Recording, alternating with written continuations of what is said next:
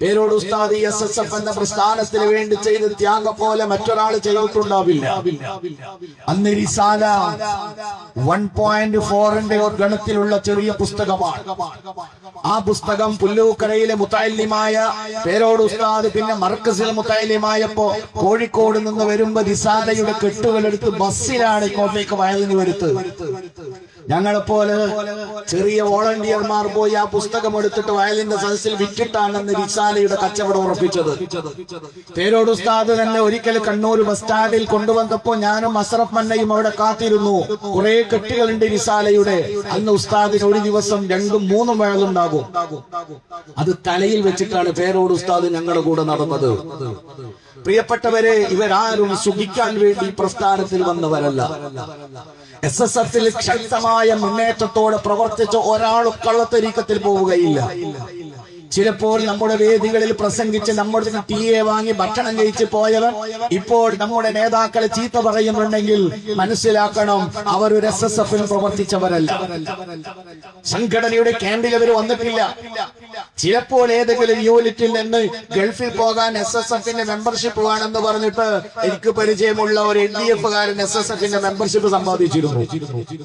അങ്ങനെ വേണമെങ്കിൽ ഏതെങ്കിലും മെമ്പർഷിപ്പ് വാങ്ങിയിട്ടുണ്ടാകാം.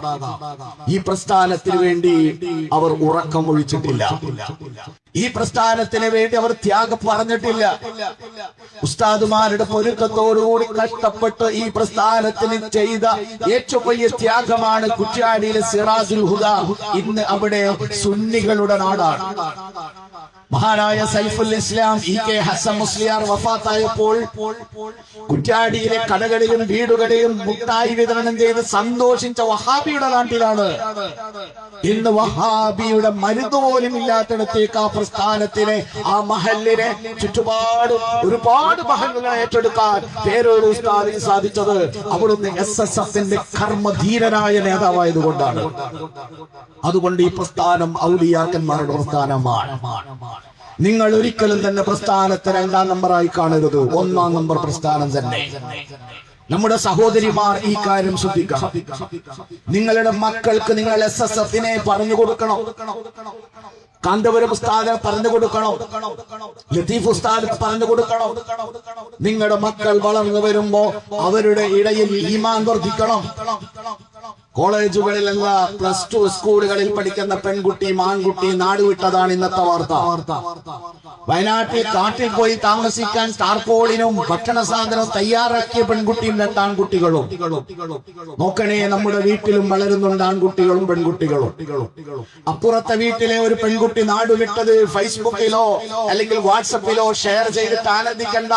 അവനവന്റെ വീട്ടിന്റെ ലോക്ക് ഉറപ്പാണ് എന്ന് ഉറപ്പിച്ചിട്ട് മതി അടുത്ത നടപടി. ഒരിക്കലും വേഷവിധാനങ്ങളിലല്ല പ്രസ്ഥാനം. ഖൽബിലാണ് തഖ്വ. ഇബാദത്ത് വർദ്ധിപ്പിക്കണം. തഹജ്ജുദ് ഒഴിവാക്കരുത്. സുന്നത്ത് വർദ്ധിപ്പിക്കണം. വീടുകളിൽ ഹാപ്പി സോൺ ഉണ്ടാക്കിയെടുക്കണം. നല്ലൊരു ജീവിതത്തിന് അല്ലാഹു തൗഫീഖ് നൽകുമാറാകട്ടെ.